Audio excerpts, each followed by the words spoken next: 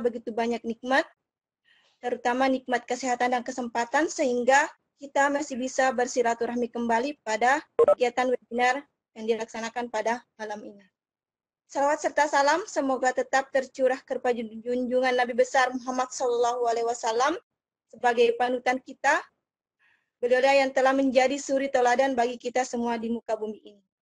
Baik, Bapak Ibu, para peserta webinar yang telah berhasil join di kegiatan kita pada malam hari ini.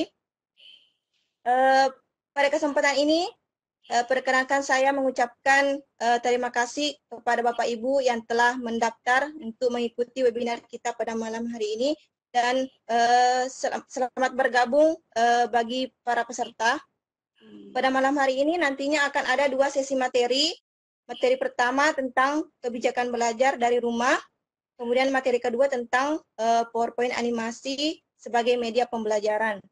Dan Bapak Ibu, guru pembelajar, marilah kita mengawali kegiatan kita pada malam hari ini dengan melafazkan basmalah. Bismillahirrahmanirrahim. Baik, untuk selanjutnya mungkin saya langsung serahkan kepada moderator untuk memandu kegiatan kita pada malam hari ini. Kepada Ibu moderator, disilahkan. Oke, terima kasih Ibu host, Ibu Marhama. Bagaimana suara saya kedengaran? Halo? Jelas? Jelas. Oke. Bismillahirrahmanirrahim. Assalamualaikum warahmatullahi wabarakatuh. Alhamdulillah, terima kasih atas kesempatan yang diberikan kepada saya untuk memandu jalannya webinar kita pada malam hari ini, yang juga merupakan launching dari tim Kalong, yaitu kelas learning online Guru Sopeng. Sesuai dengan tertera di flyer kemarin bahwa pada pertemuan kita malam ini, kita akan belajar bersama dengan 2 tema, yaitu yang pertama kebijakan belajar dari rumah yang akan nantinya dibawakan oleh Bapak Dr. Nur Alim MPD. Kemudian materi kita yang kedua yaitu PowerPoint animasi sebagai media pembelajaran yang nantinya akan dibawakan oleh Bapak Muhammad Arfan Mubarak SPD. Bapak dan Ibu peserta webinar yang kami hormati, untuk menghargai waktu, saya perkenalkan dulu pemateri yang pertama kita, yaitu Bapak Dr. Nur Alim MPD. Beliau adalah Ketua IGI Ikatan Guru Indonesia Kabupaten Sopeng. Beliau lahir di Bone pada tanggal 1 Februari tahun 1970 dan telah menyelesaikan program studi doktoralnya di Universitas Islam Negeri Alauddin Makassar pada tahun 2018. Beliau juga memiliki segudang prestasi, diantaranya guru berprestasi pada tahun 2003, kemudian pengawas berprestasi pada tahun 2015, kemudian fasilitator nasional USAID prioritas pada tahun 2011 sampai 2014. Beliau juga telah mendapatkan penghargaan sebagai penggerak kemajuan pendidikan di Sulawesi Selatan dari Bapak Gubernur Sulawesi Selatan yang pada saat itu dijabat oleh Bapak Syahrul Yassin Limpo pada tahun 2017. Baiklah Bapak Ibu, sebelum saya mempersilahkan pemateri kita untuk memaparkan materinya, perlu saya informasikan bahwa mengingat begitu pentingnya kegiatan kita pada malam hari ini, yaitu materi nanti akan membantu kita dalam situasi work from home, sehingga diharapkan agar Bapak Ibu peserta memanfaatkan kegiatan ini dengan sebaik mungkin. Dan dimohon kepada Bapak dan Ibu untuk hanya mengaktifkan mikrofonnya jika ingin bertanya saja, demi untuk menjaga kejernihan suara dari pemateri. Baiklah, Bapak dan Ibu, sepertinya pemateri kita sudah hadir di tengah-tengah kita. Untuk menghargai waktu, kami persilahkan kepada Bapak Dr. Nur Alim MPD untuk memaparkan materinya. Kepada Pak Dokter, kami persilahkan. Oke, terima kasih. Assalamualaikum warahmatullahi wabarakatuh. Assalamualaikum. Bisa terdengar? Oke, terima kasih. Saya sampaikan kepada Ibu Moderator yang tentu pada kesempatan ini sesuai dan pengalaman-pengalamannya bisa mampu mengendalikan kegiatan kita pada kesempatan ini. Terima kasih juga saya sampaikan kepada Ibu host, Bu Marhama, yang sudah dari awal berada di room kita, persiapkan segala sesuatunya untuk persiapan kegiatan pada malam hari ini. Assalamualaikum warahmatullahi wabarakatuh. Selamat malam teman-teman sekalian, guru-guru hebat Indonesia, yang walaupun pada awalnya sebenarnya kegiatan kita ini adalah kegiatan yang diperuntukkan untuk guru Indonesia Kabupaten Sopeng. Tetapi alhamdulillah teman-teman dari provinsi lain juga banyak bergabung, termasuk malam teman-teman dari Jakarta, juga ada dari Ibu Kristiantini, Erlin, dan beberapa teman-teman lain dari provinsi lain. Terima kasih atas kesediaannya dengan Ikatan Guru Indonesia Kabupaten Sopeng. Malam ini sesuai dengan kesepakatan kita semua dari panitia, bahwa pada malam hari ini ada 2 materi, ada sesi. Sesi pertama berkaitan dengan kebijakan selama Corona Pandemik 2019. Namun sebelumnya saya ingin menyampaikan Bapak Ibu sekalian bahwa malam ini adalah sekaligus seperti yang disampaikan oleh Ibu Moderator tadi, bahwa malam ini juga sekaligus launching kelas learning online Guru Sopeng yang merupakan akronim singkatan dari Kalong. Ya.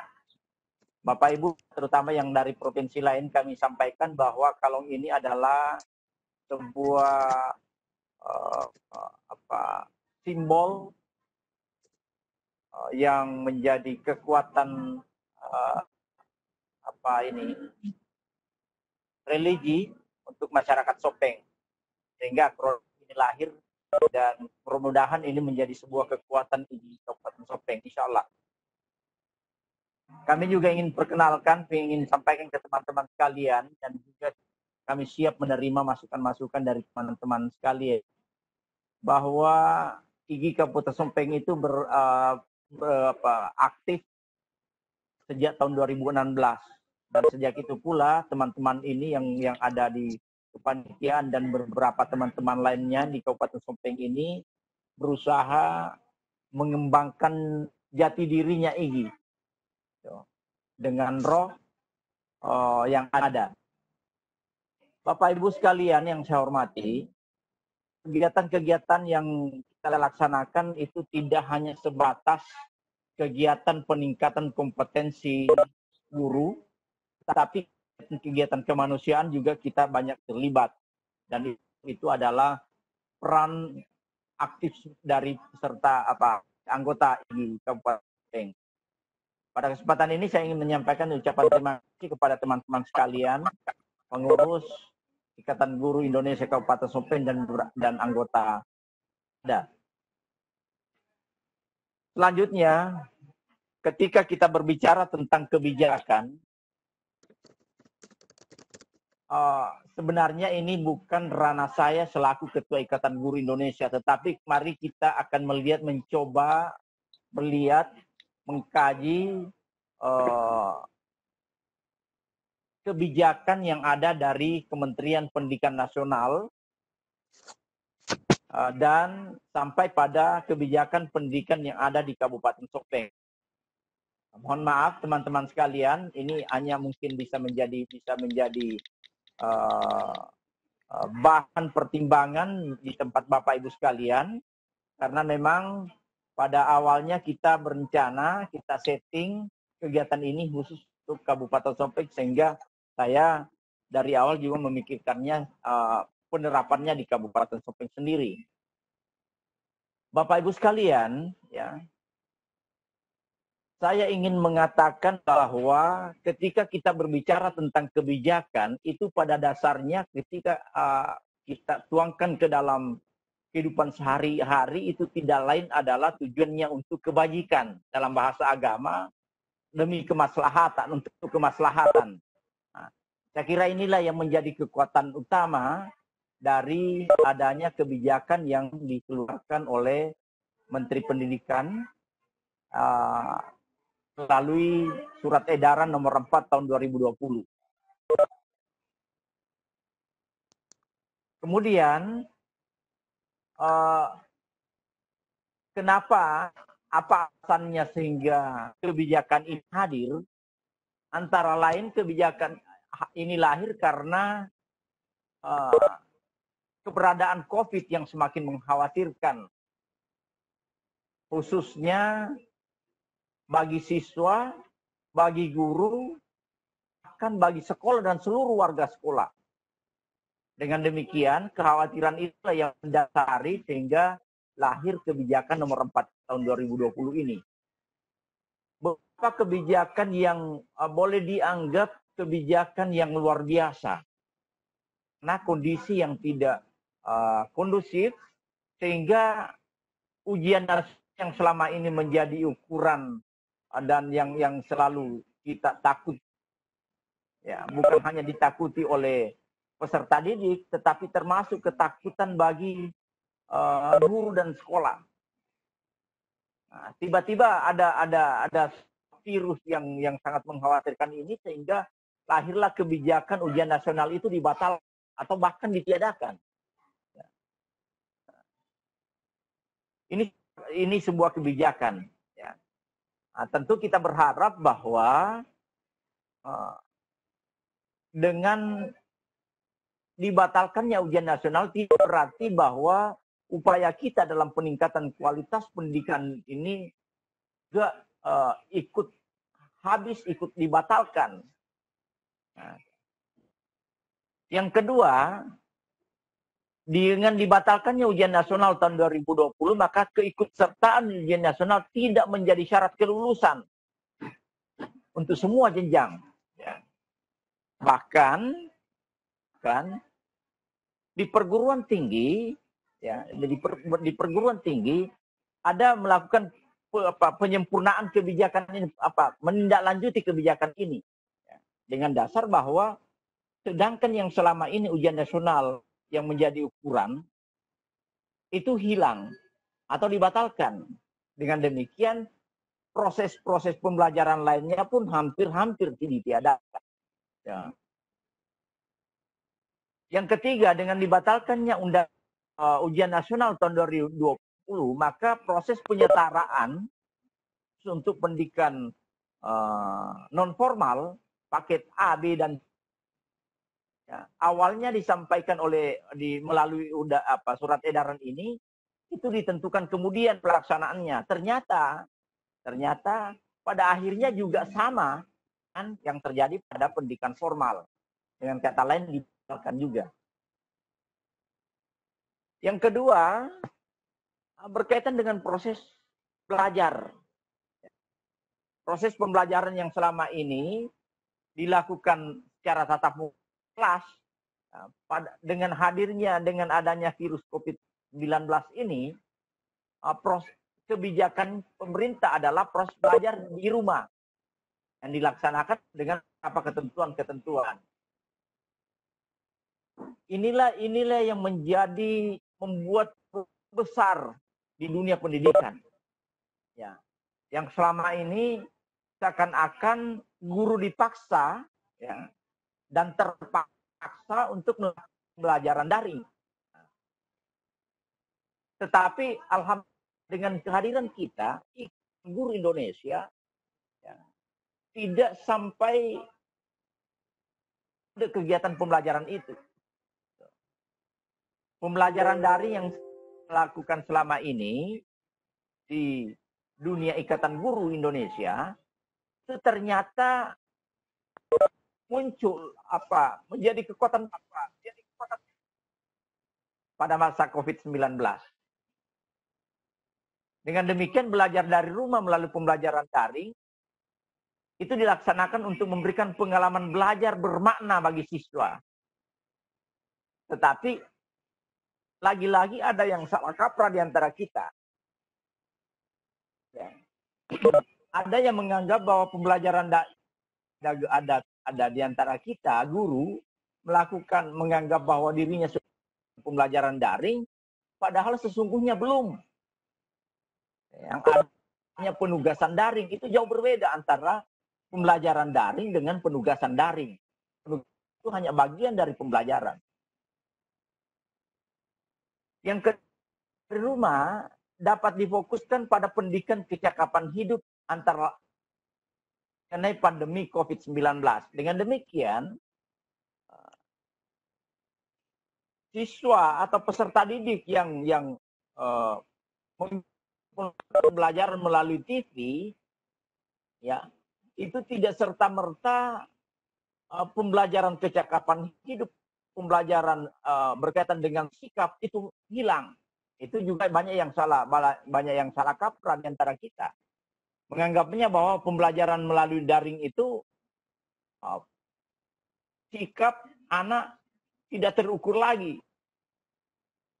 Padahal sikap disiplin misalnya, kalau kita mengatakan disiplin, ya, dalam pembelajaran itu justru pembelajarannya luar biasa tentang kedisiplinan.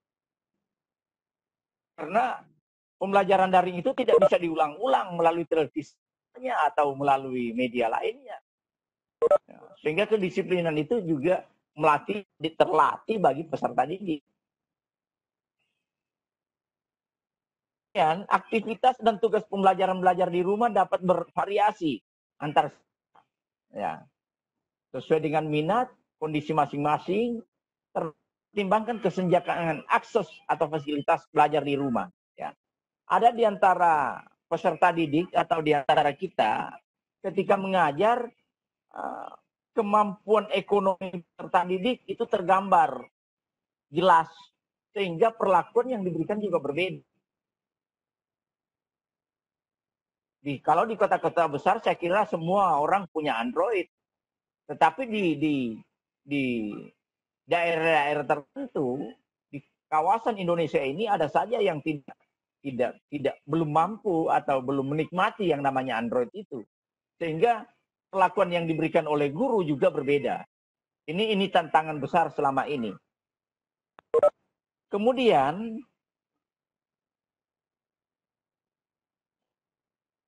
penugasan yang diberikan selama ini, ya, ada juga yang beranggapan bahwa bagaimana guru menilai kita bahas selanjutnya. Ya. Walaupun itu tidak menjadi tujuan dari proses pembelajaran daring ini berdasarkan kebijakan yang ada. Kemudian bukti atau produk aktivitas belajar dari rumah itu diberi yang bersifat kualitatif dan berguna bagi guru tanpa memberi skor atau nilai kuantitatif. Ya. Jadi guru tidak diwajibkan, bukan tidak diwajibkan bagi mereka untuk memberikan penilaian kuantitatif. Ya. Apa buktinya? Ya, apa buktinya bagi yang bisa kan fasilitas minimal Android itu bisa orang tuanya mengirim bukti bahwa anak itu pada saat nonton TV, pada saat dia menyelesaikan tugasnya, bahkan bisa mengirim ke gurunya bukti hasil pekerjaan. Yang ketiga, ujian untuk kelulusan dilaksanakan dengan ketentuan. Di antaranya adalah ujian sekolah untuk kelulusan dalam bentuk tes yang mengumpulkan siswa tidak dibolehkan. Ya. Tidak kan. Lalu ada pengecualian yang telah dilaksanakan sebelum terbitnya aturan ini. Saya kira hampir dipastikan tidak ada sekolah yang berada pada posisi kecuali itu. Kemudian ujian sekolah dapat dilakukan dalam bentuk portofolio. Jadi tidak seperti yang lalu, ujian sekolahnya harus ujian di sekolah, ujian tertulis dan seterusnya, atau ujian yang lainnya. Ya.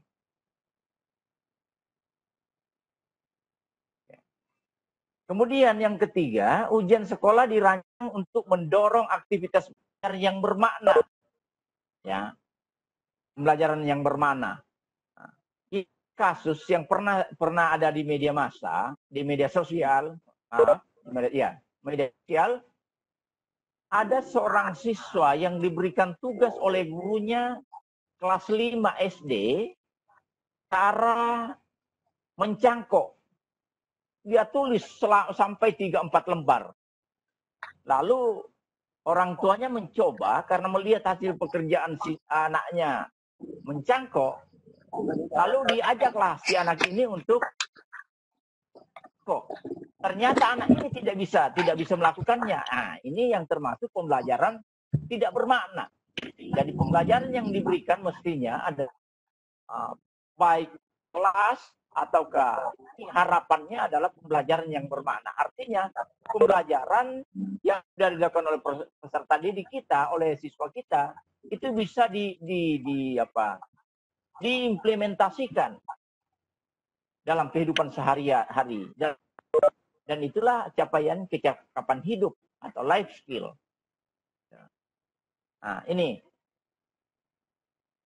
yang penting. Dan tidak mengukur ketuntasan capaian kurikulum secara menyeluruh. Nah, ini yang juga banyak cara kita yang salah kaprah, guru salah kaprah. Ya. Guru mengajar misalnya dari tema 1 sampai dari pembelajaran di SD, ya.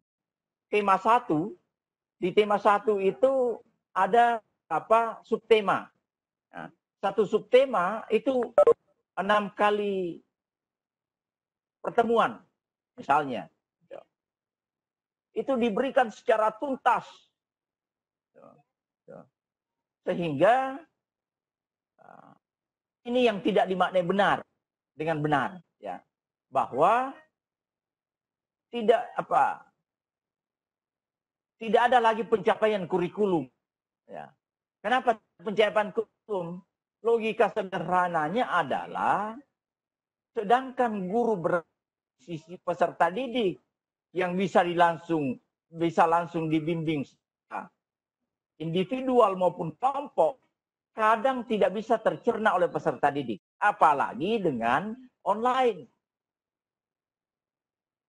Sehingga beberapa kali Menteri Pendidikan bahkan Pak Dirjen, Pak Hamid menyampaikan bahwa di masa COVID ini guru dan peserta didik tidak dipaksakan untuk mencapai kurikulum.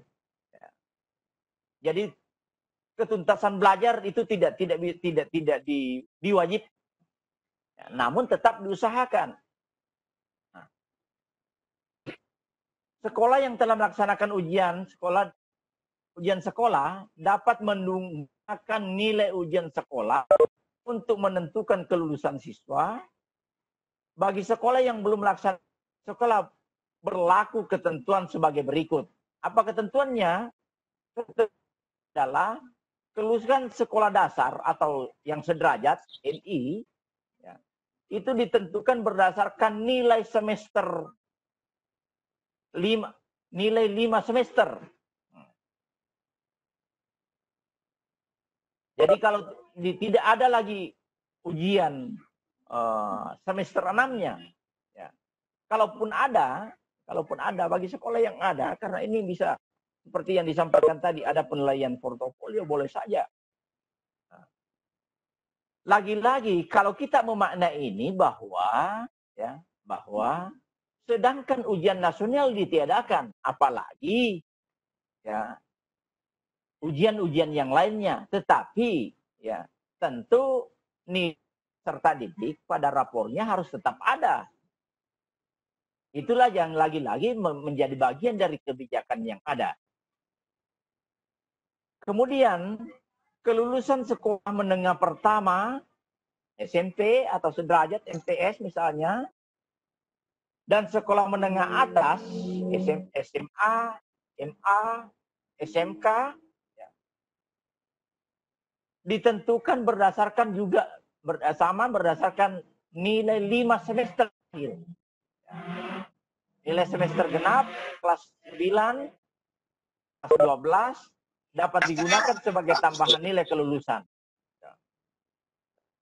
Saya kira logis saja, ya, logis saja.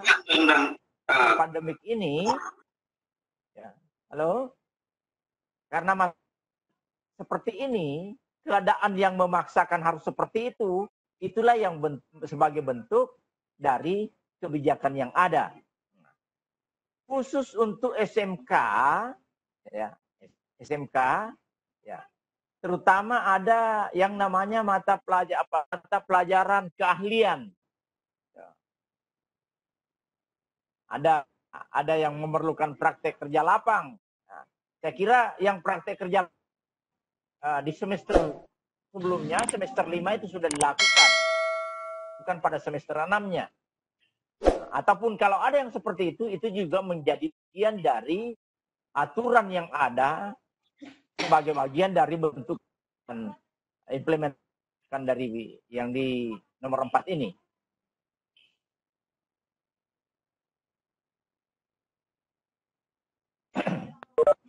Ya. Okay. Kemudian yang keempat berkaitan dengan kenaikan kelas. Ya.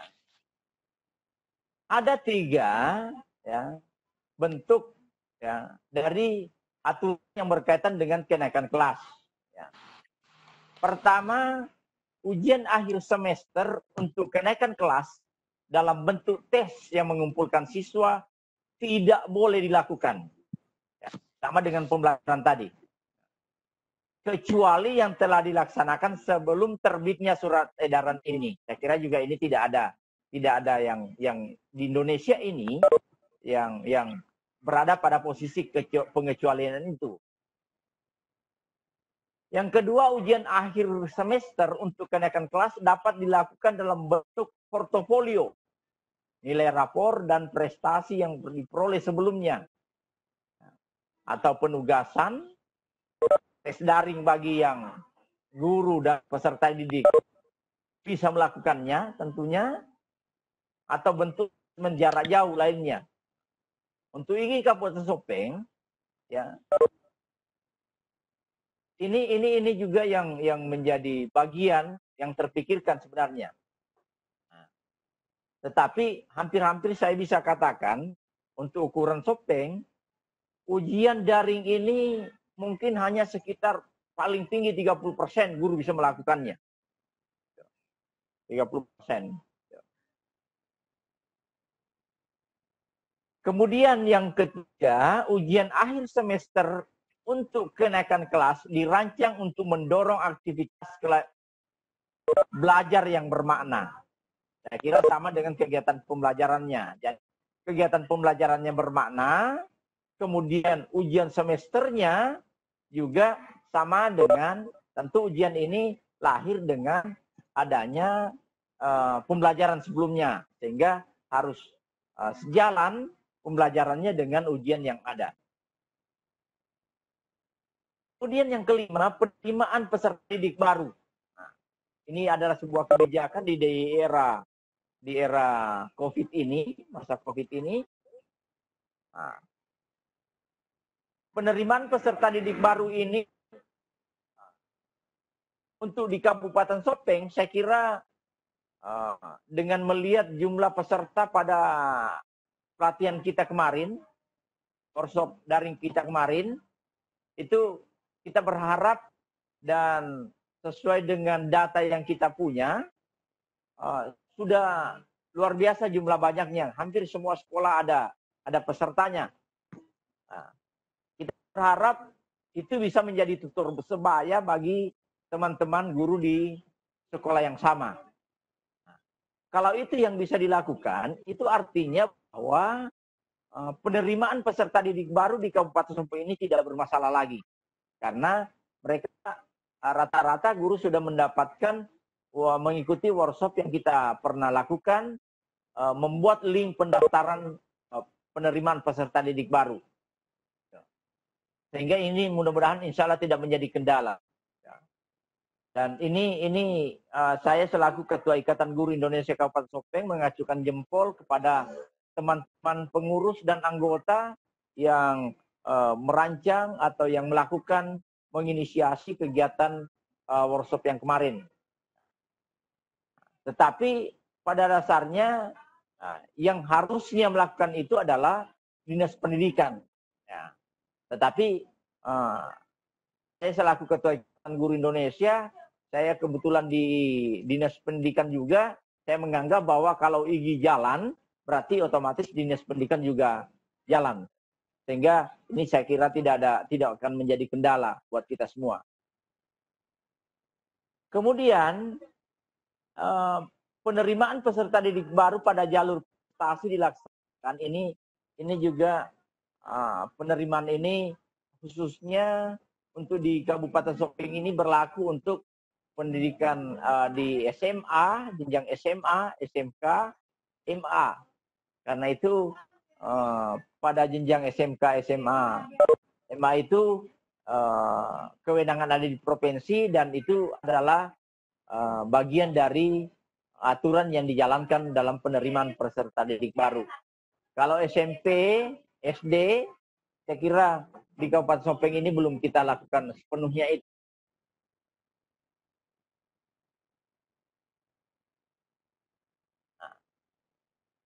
Kemudian bentuk kebijakan pemerintah selanjutnya adalah bantuan dana bantuan operasional sekolah untuk sekolah formal, kemudian bantuan operasional pendidikan atau BOP bagi pendidikan formal TK dan non formal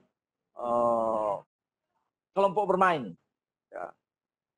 Itu dapat digunakan untuk pengadaan barang sesuai kebutuhan sekolah. Karena kebutuhan sekolah pada masa COVID-19 ini antara lain misalnya alat-alat kebersihan, hand sanitizer, dan seterusnya. Itu dalam Juknis BOS dan BOP itu dibolehkan untuk pengadaan barang-barang seperti itu, yang juga merupakan bagian dari kebijakan dari pemerintah saat ini.